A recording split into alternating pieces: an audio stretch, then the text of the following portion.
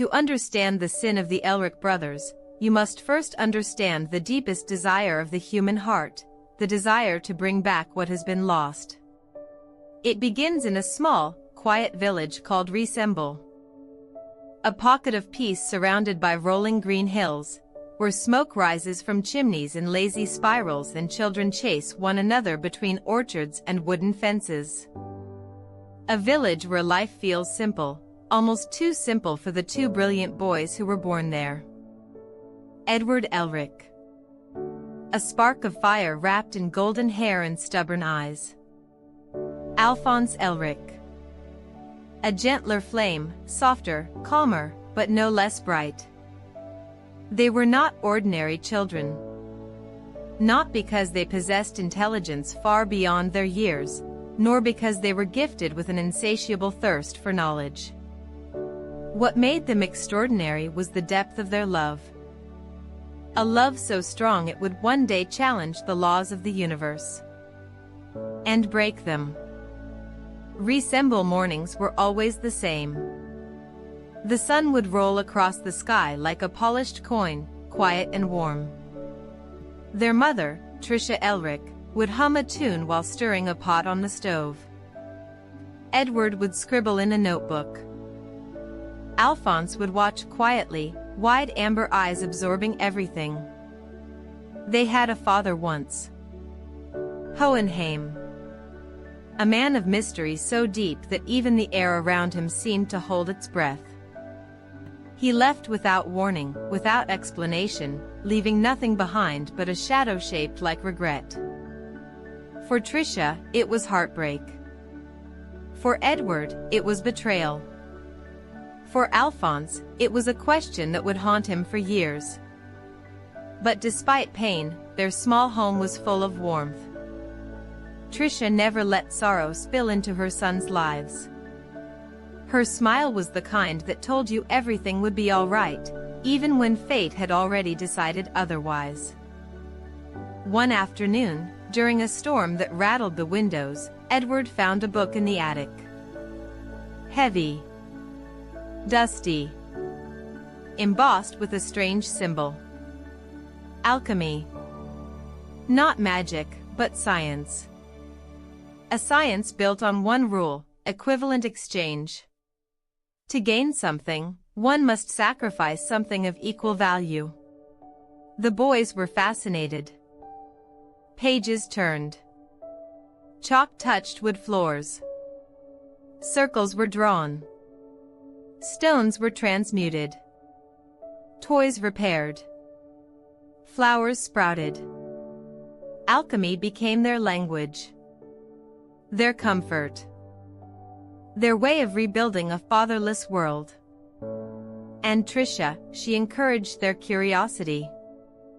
Her boys were brilliant, why would she deny them a chance to shine? But brilliance has a shadow. And shadows grow sharper when paired with loss. Sickness rarely announces itself. It creeps. Tricia fell ill quietly, a cough at first, then a cough that lingered, then a cough that stained handkerchiefs crimson. Edward noticed first. Alphonse worried most. Neither understood the silent war waging inside her lungs. One cold morning, the boys sat beside a still bed, holding hands that trembled, listening to the last breaths of the woman who had been their universe. And then, silence. The world didn't end. It simply went quiet. Too quiet. The house felt hollow. The air felt heavy. The boys felt abandoned all over again. No mother. No father. No warmth. No home. Just two grieving children and a book of forbidden possibilities. Edward was the first to say it out loud. We can bring her back. A whisper at first. Then a conviction. Then an obsession. Alchemy could rebuild broken things. Reconstruct matter. Recreate what was lost. Why not a person? Why not their mother? The books warned against it. Teachers warned against it. The laws of alchemy condemned it. But grief has its own logic. And children who have lost everything become willing to risk anything. They studied human composition, carbon, hydrogen, oxygen, nitrogen, trace elements. They calculated proportions with childish precision. They memorized forbidden texts. They practiced until their fingers blistered. All for one night, the night they would challenge the natural order. It was raining, as if the sky itself tried to wash the sin from the world before it happened. In their small house, lit only by lantern light, the brothers prepared the transmutation circle. Chalk lines curved like ancient serpents. Symbols pulsed with meaning they barely understood. But understanding wasn't the goal. Hope was. Edward's hands trembled as he placed the mixture of ingredients at the center. Alphonse, kneeling beside him, whispered, "Brother, are you sure?" Edward didn't answer. He couldn't. His heart was a furnace. His determination, absolute. They clapped their hands. Placed them on the circle. And the world changed. Light exploded. The ground shook. Their bodies tensed. But something was horribly wrong. The brightness turned crimson. The air tore open like a wound. And then came the screaming. Not the boys, but something else. Something not human. Something trying to crawl into existence. The creature rising from the circle was not their mother. Not a soul returned. But a mistake given form. The price was demanded instantly. Alphonse felt his body pulled apart, atom by atom. His scream vanished as he was consumed by the void. Edward turned, reaching for him, but the gate of truth, had already decided. A leg. Gone. Blood sprayed across the wooden floor. Edward's world tilted sideways. Pain punched through him like lightning. But he didn't stop. Desperation overpowered agony. He drew a desperate circle with his blood. He clapped his hands again. "Take my arm," he screamed at the universe. "Just give me back my brother." And truth answered. His right arm dissolved into nothing.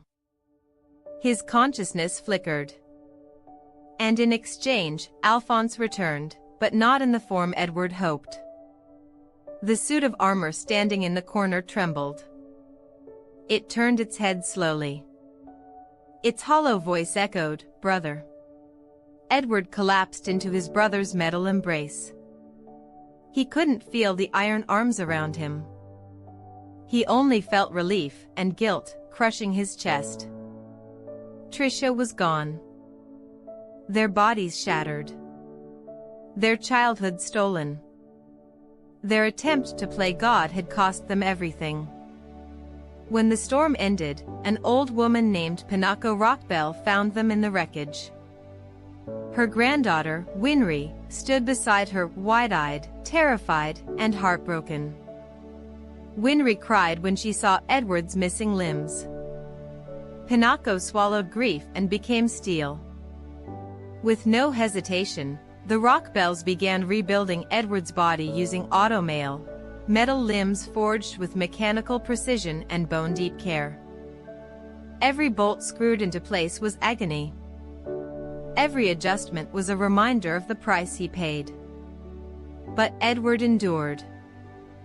Because guilt is a powerful motivator. And he had a goal now, a singular, unshakable purpose: restore Alphonse's body. Restore his own limbs. Fix the sin they committed. No matter the cost. Once healed enough to stand, Edward made a choice. He would become a state alchemist, a government dog, as critics called them, but with access to knowledge no ordinary alchemist could ever see. A uniform. A pocket watch. A title. Fullmetal. Not because of his metal limbs, but because of the iron determination burning in his heart. Alphonse, bound to armor, stood beside him, his gentle voice echoing through the empty shell he now inhabited. 2 brothers. 2 sins. 1 mission. And so they left Resemble, not as children, but as survivors. Their journey for redemption had begun. Not every nation is built by its people. Some are built by their sacrifices. This is the story of a country crafted like a transmutation circle, every border, every city, every river, every railway, all aligned for a purpose its citizens could never imagine. The Elric brothers are about to walk straight into its center. The train slows, screeching as it pulls into Central City Station. A sea of people flows in every direction, soldiers, merchants, officers, common citizens trying to make a living in a capital that never truly rests.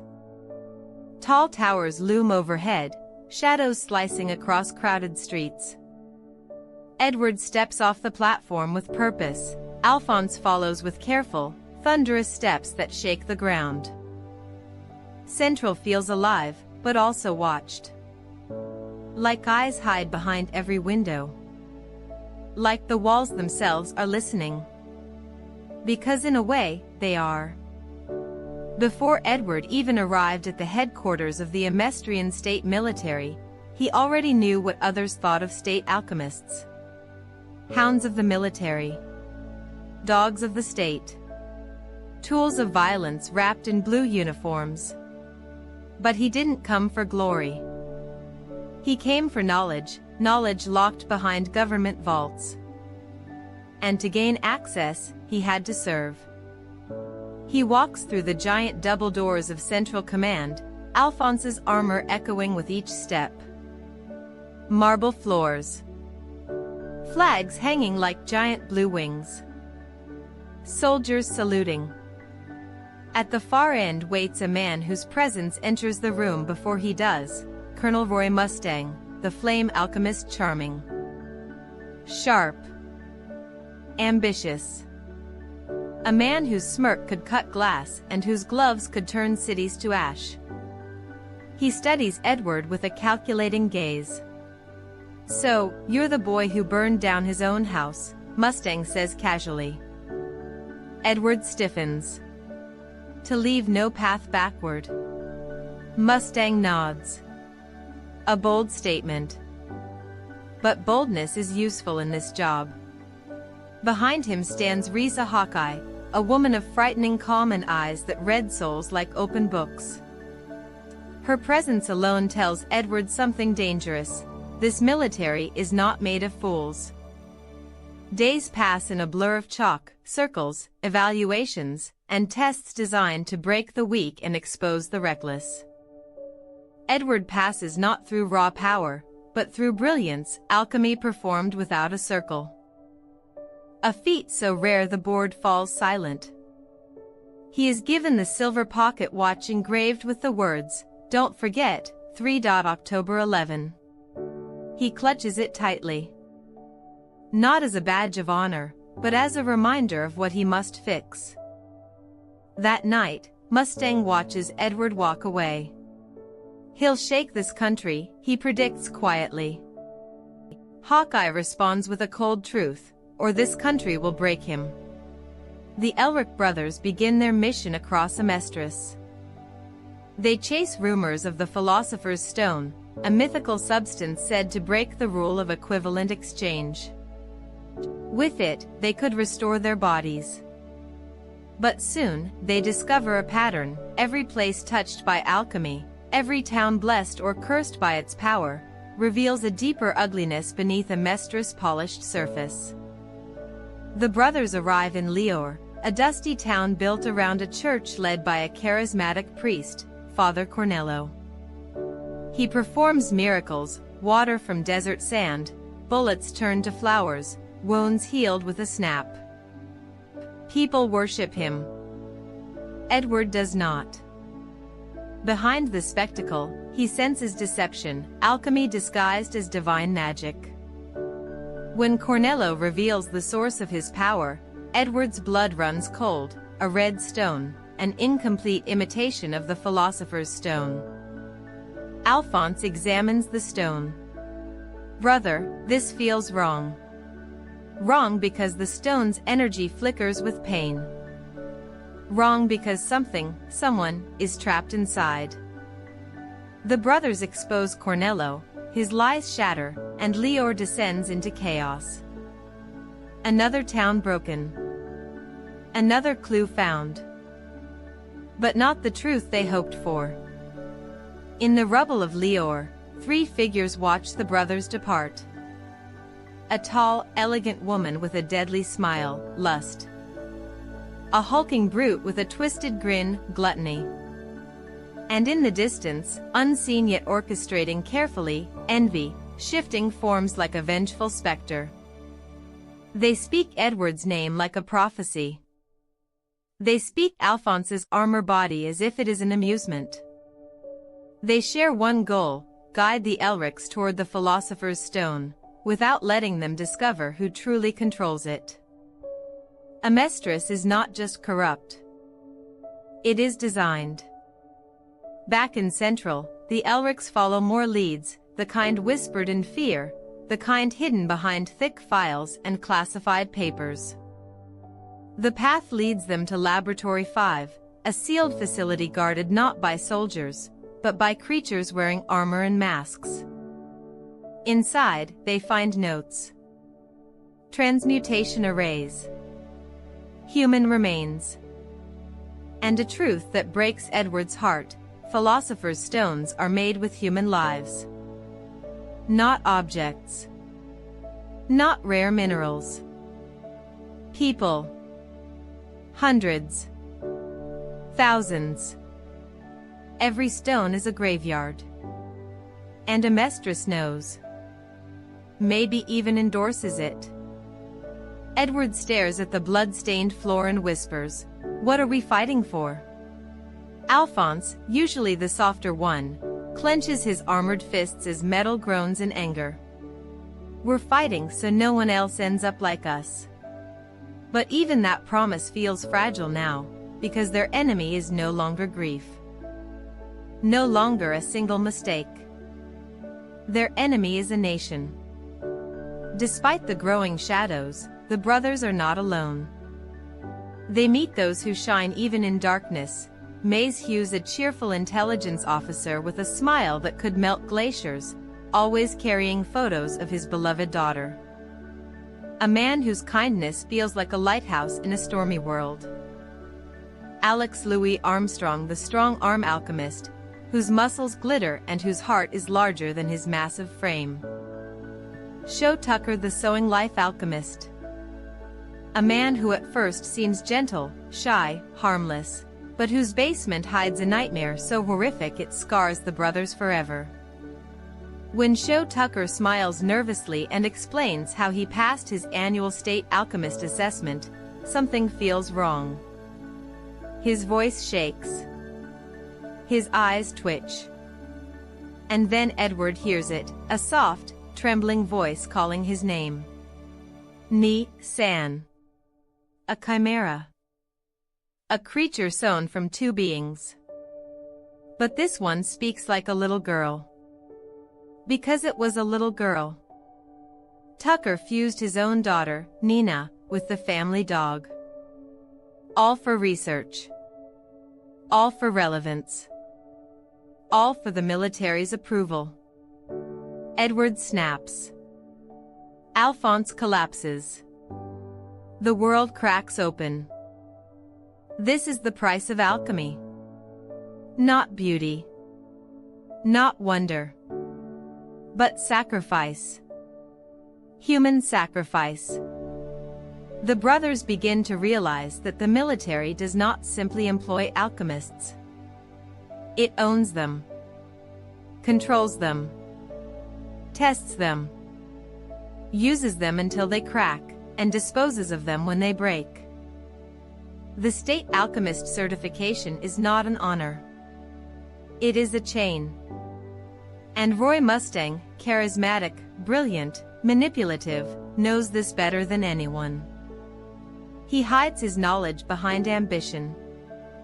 He plays a role in a game he did not design but hopes to one day overthrow. He watches Edward and Alphonse with a mixture of hope and fear. They're growing too fast, he warns Hawkeye. Hawkeye loads a bullet with a quiet click. Or they're being guided. Mustang narrows his eyes. By who? But the answer lies far above his rank. Buried under decades of lies. Even the Führer of Amestris, King Bradley, smiles too perfectly. Moves too precisely. Speaks too flawlessly. As if he were crafted, not born.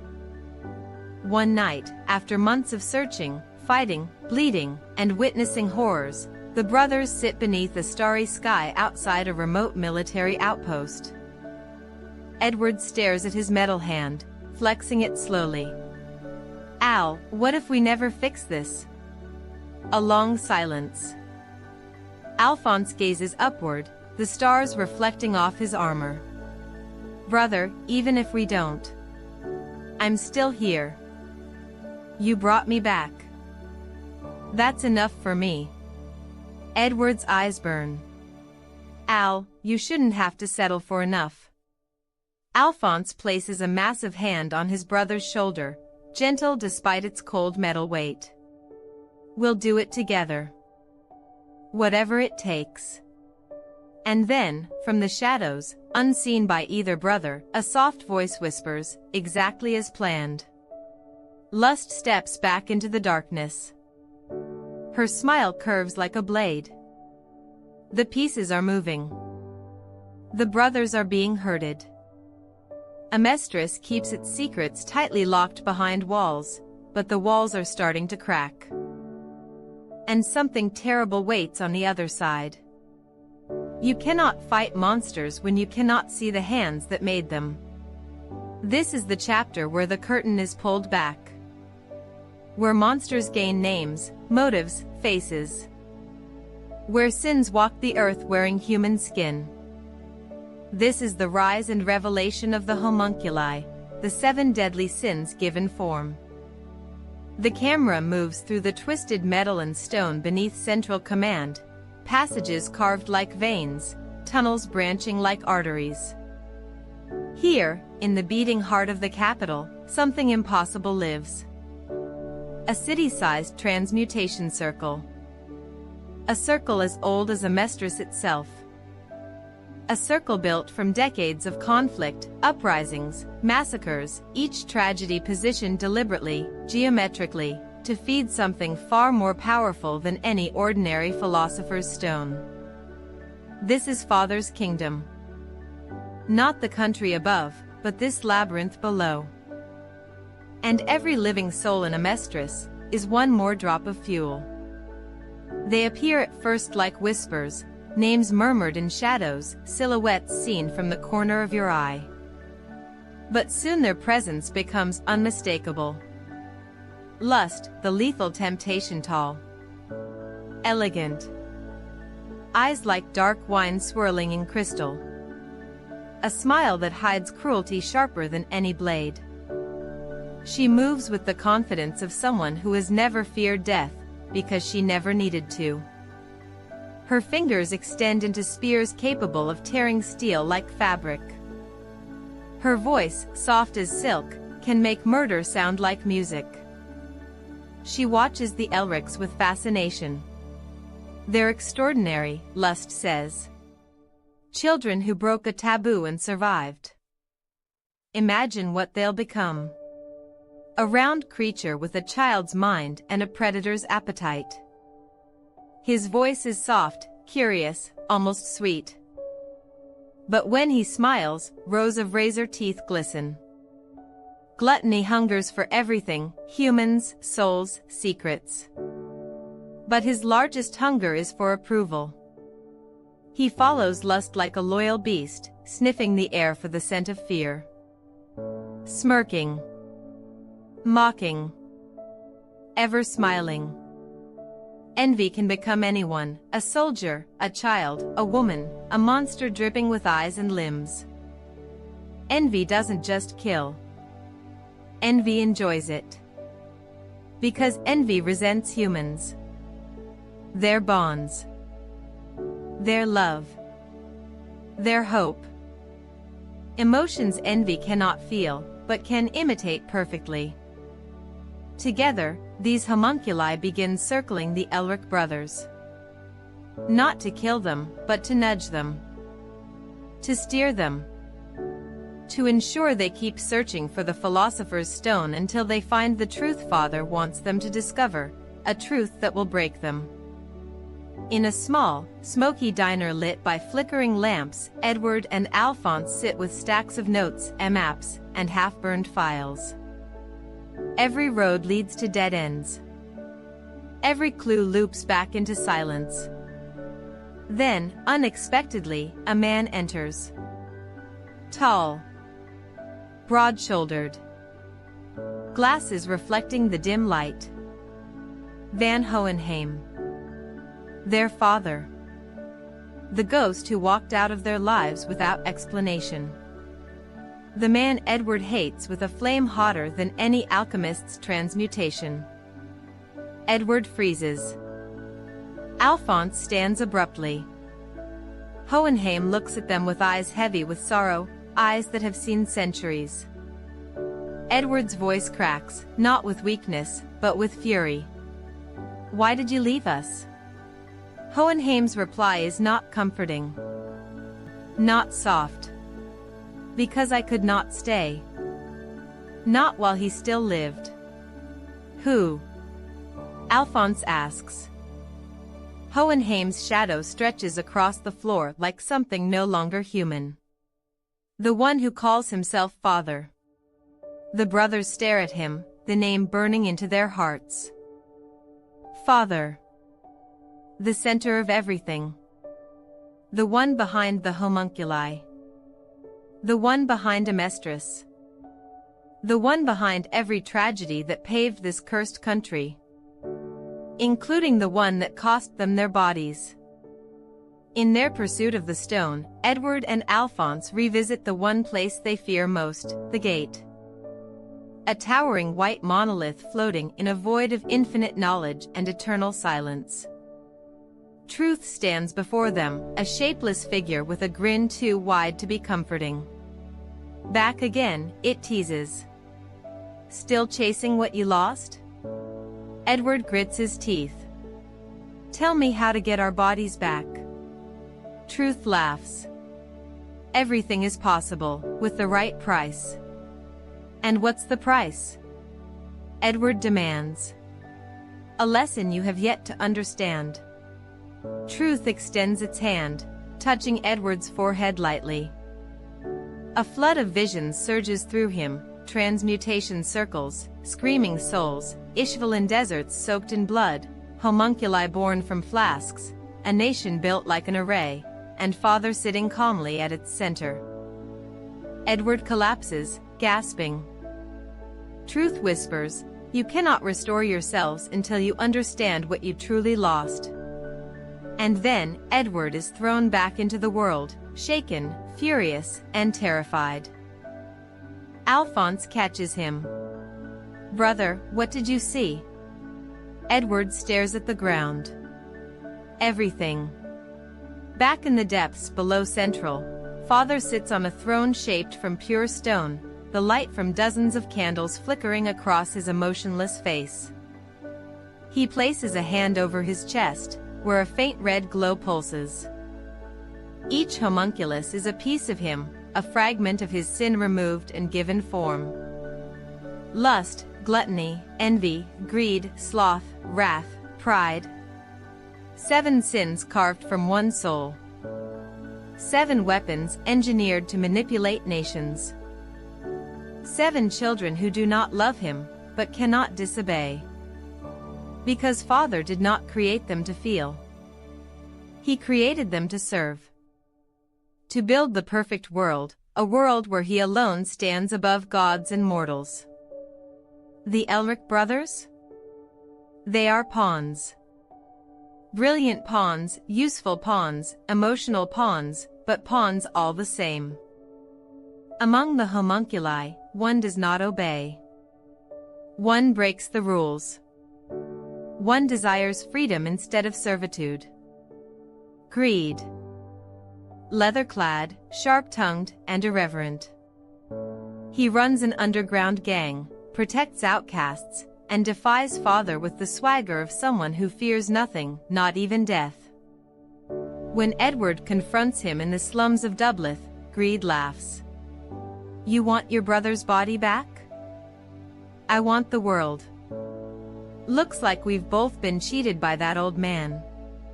Their battle shakes the city, shattering buildings and bruising egos. But when Father arrives, calm, composed, terrifying, Greed kneels despite himself. Come back, my son, Father says softly. Greed snarls. I'd rather die. Father sighs. Then die. In seconds, Greed's Philosopher's Stone is extracted, his body disintegrating in agony. Edward watches in horror. Alphonse trembles.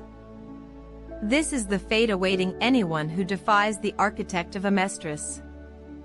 Back in Central, Hughes continues investigating quietly, following a trail of classified documents that lead to maps of Amestris shaped like transmutation arrays.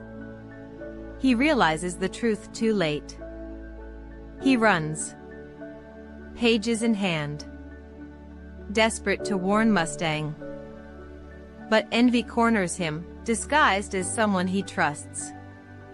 His last words are a whisper. Amestris is a circle, a gunshot echoes. A photograph falls to the ground, his daughter smiling up at him. And another piece falls into place for Father. A witness removed. A trail cleaned. A nation one step closer to completion. Hugh's death devastates Mustang. It destroys the Elrics. Edward punches stone walls until his metal knuckles crack. Alphonse kneels silently, soul burning with a grief he cannot express in an empty shell. This is not about a stone anymore. Not about limbs. Not about their mistake. This is about vengeance. Truth. Rebellion. Amestris is a machine built for slaughter. The homunculi are gears. And Father is the one turning the wheel. If the brothers want their bodies back, they must stop chasing stones and start dismantling the system itself. Even if it kills them. Lust cuts down soldiers to send a message. Gluttony sniffs the Elric's scent on the wind. Envy spreads lies to push nations toward war. And in the shadows, pride watches. Silent. Unseen. Deadlier than all of them combined. The brothers are closer than ever, closer to answers, closer to danger, closer to the monster who built the world around them. Father sits at the center of it all, hands folded, eyes calm. The time is coming, he murmurs. Amestris will open its gate, and I shall finally become whole. The story always begins the same way, a single spark that lights an inferno. In a crowded checkpoint bordering Ishval, amid tension and prejudice and years of political manipulation, a lone soldier panics. A gunshot pierces the air. An Ishvalan child falls. Historians will debate forever whether it was an accident, a provocation, or something engineered by those deep in the shadows. But for the people living it, none of that mattered. Ishval bled. Amestris retaliated. And the cycle of hatred became unstoppable. The government declared full-scale extermination. Not containment. Not negotiation. Extermination. And who would be entrusted with carrying out this war? The state alchemists. The dogs of the military. Imagine a battlefield where the laws of physics themselves scream. Where men transmute air into swords, sand into explosives, water into boiling death. State alchemists were introduced to the war not as soldiers, but as weapons of mass destruction. You hear stories told in whispers, the Crimson Alchemist, Kimberly, turning men into living bombs with a touch of his hands. The Silver Alchemist creating spears of mercury that impaled dozens. Earth alchemists reshaping the very ground, creating pits, walls, coffins of stone. But no alchemist would haunt the war's legacy more than the man who eventually becomes one of the Elric's greatest allies, Roy Mustang. The Flame Alchemist. He burns entire platoons with a snap of his fingers, each spark amplified by alchemical symbols sewn into his gloves. At night, the Ishvalan desert glows like a furnace. Mustang tells himself he's following orders. Serving the chain of command. Protecting his country. But every time he closes his eyes, he sees the faces. Not soldiers. Not threats. People. Families running. Mothers shielding their children. Priests begging his men not to fire. And somewhere in those flames, the guilt begins to grow, a guilt that will shape the rest of his life. In Ishval, there walks a man who has nothing left to lose. A man with red eyes, dark skin, and the marks of war etched deep into his soul. His name is Scar. Before the war, he was a monk, a spiritual son of Ishval, sworn to peace. But war has a way of twisting even the gentlest hearts into something sharp. When state alchemists destroy his family, when a blast erases everything he has ever loved, Scar awakens in a hospital bed with only two things left, the tattooed arm of his brother. And a thirst for revenge that burns hotter than Mustang's flames. Scar hunts state alchemists with the precision of a predator. He does not see them as humans anymore, only symbols of Amestris' sin. Each death he deals feels like justice carved into the flesh of a corrupt nation. And yet, deep within him, there is a conflict. His brother's research was never meant to kill. It was meant to create. To unify alchemy and alchemy. To heal the world. But in Scar's grief, that power becomes a weapon. In A Story of Alchemy, he becomes the reminder that every transmutation has a cost, and hatred is the one force that never requires an equivalent exchange. If Mustang is the hand that burned Ishval, then Riza Hawkeye is the conscience that remembers every flame. She fights beside him during the war. She sees the destruction he causes. And she knows that deep within him is a man desperate to build a better world, even as he tears this one apart. She carries the secrets of flame alchemy burned into her skin, tattooed on her back by her father, the previous flame alchemist. Secrets that were meant to advance understanding, not destroy lives. But the military demanded results. And the Hawkeye lineage became another cog in the machine of war. After Ishval, Riza asks Mustang for one promise: use this power to build a world where no one will ever need to burn another human being again. He promises. But promises do not erase the dead. When Edward joins the military years later, he doesn't know the full truth. He believes becoming a state alchemist will give him access to resources to restore his and Alphonse's bodies. He doesn't yet know what kind of history he's stepping into. But then he meets war veterans. He hears whispers about Ishval. He sees the haunted look in Mustang's eyes when the subject comes up. He sees the way soldiers flinch when Scar's name is mentioned. And then he meets the Ishvalan refugees, tired, hungry, displaced. People who have nothing left but stories of fire and death.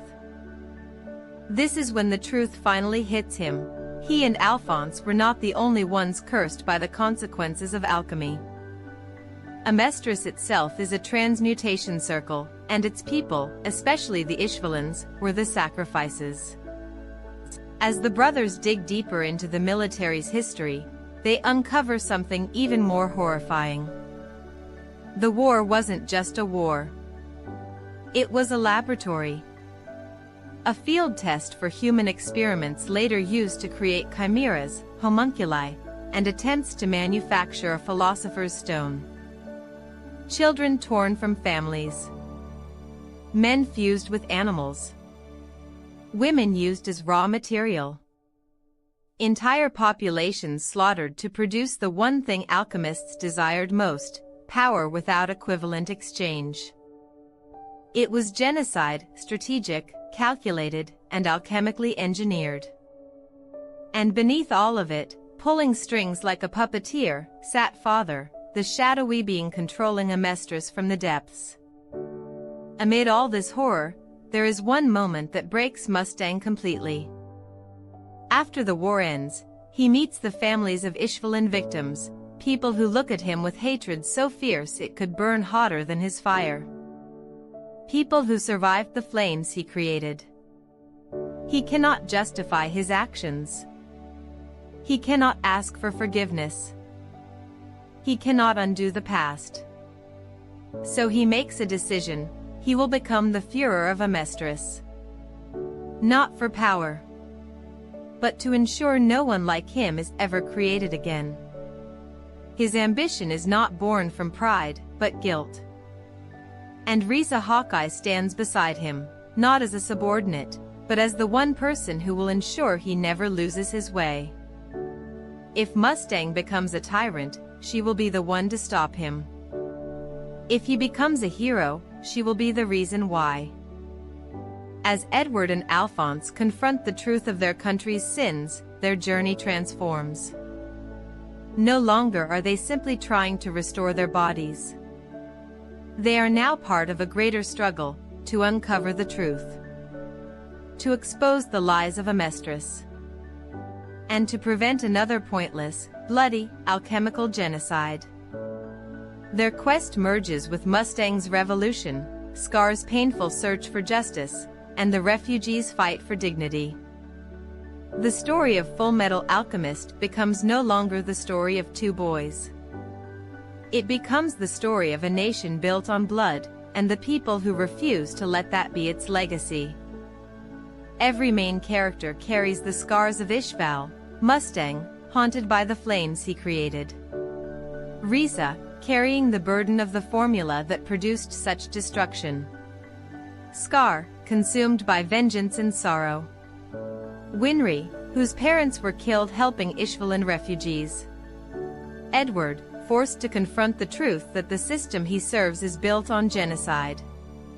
And somewhere deep below the country, unseen but ever present, Father waits, using the war, the deaths, and the suffering as pieces in a grand alchemical plan. Because Ishval was never just a tragedy. It was a step in a transmutation circle drawn across an entire nation.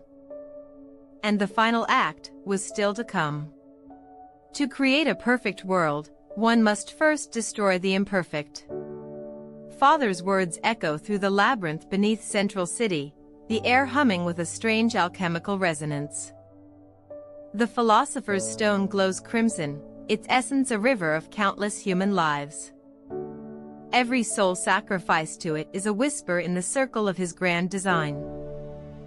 And now, all the pieces, the brothers, the homunculi, the military, the innocent, are converging for the ultimate transmutation. For the first time, the homunculi hesitate. Pride, towering and invisible, feels his confidence falter as the Elric's resolve hardens. Greed, resurrected in his own body after allying with the brothers, declares rebellion. Even lust and envy, once instruments of fathers, will begin questioning their loyalty when confronted with the raw humanity of Edward and Alphonse. Father, calm as ever, observes these cracks. He smiles faintly. You were always pieces of me. But even pieces can rebel. And yet, he remains supremely confident. He has spent centuries building this moment, preparing for every outcome. The final transmutation will make him a god. The battlefield is the central command courtyard, now shattered into a surreal, alchemically distorted arena. Transmutation circles carved into the earth glow with the stolen souls of Ishvalans, chimeras, and unwitting citizens.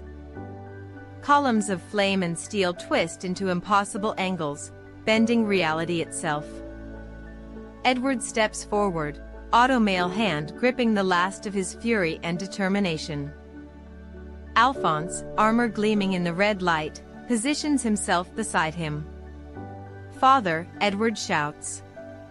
Your time ends here. Father tilts his head, a godly calm in his eyes. Time has nothing to do with it, boy. Everything must be done. Perfectly. Completely. And with that, the battle begins.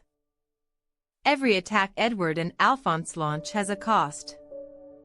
Each alchemical circle requires blood, sweat, or something far more precious. Alphonse fights tirelessly, protecting his brother while Edward manipulates the energy of the ground itself. Flames rise, stone crumbles, and the homunculi fight alongside and against them in a chaotic dance of loyalty and rebellion. But Edward realizes that brute force alone cannot win. Father has transcended normal alchemy. His existence is interwoven with the Philosopher's Stone at the core of Amestris itself. There is only one path, true equivalent exchange. Edward makes the ultimate decision. His own body, his soul, and the pain he has carried must be traded for the restoration of Alphonse's body and the defeat of Father. Alphonse, hearing Edward's plan, refuses. Brother, I cannot let you pay for me again. We've already lost so much. Edward's automail hand trembles as he clasps Alphonse's shoulder. No, Al. This is the only way. We can't save Amestris if we keep running from the cost of life itself. This is the principle Father never understood: sacrifice, yes, but also courage, compassion, and love. Alphonse finally nods, understanding the gravity of the exchange. They step together into the glowing circle. The air hums, charged with energy older than nations. Father strikes first, attempting to absorb the brother's power and complete his perfect body. But every homunculus he created now betrays him. Greed pierces him with blades of his own making. Lust strikes with deadly precision. Envy, now fully siding with humanity, destabilizes the battle with unpredictable attacks. The combined will of human courage and the bonds of brotherhood begin to unravel Father's transmutation circle. Edward's scream echoes as he offers himself, flesh and soul, for truth, love, and the chance to restore what was lost. A massive surge of energy consumes the courtyard. Father is torn apart, not by hatred, but by the very human connections he could never comprehend. The Philosopher's Stone shatters, releasing the souls trapped within. Light and screams fill the air, a testament to lives lost and finally freed. When the dust settles, Edward wakes in a quiet field. His body is gone. His soul remains. Alphonse, restored, kneels beside him. Tears in his eyes. You saved me, Alphonse whispers. Edward smiles faintly, a hand hovering in the sunlight. He cannot return yet. His body has been exchanged for Alphonse's restoration. But he is at peace. Amestris lives. The homunculi are gone. Father's plan is undone. The military is forever changed. Mustang becomes Führer, not as a tyrant, but as a protector. Riza stands steadfast, ensuring the system serves humanity, not oppression. The survivors of Ishval begin the slow, painful process of rebuilding. Scar walks among them, his vengeance tempered by understanding and forgiveness. The world will remember the atrocities, but it will also remember those who fought to undo them. And somewhere, beyond the horizon, Edward's soul rests, waiting for the day he can return to his brother, fully restored, not just in body but in spirit.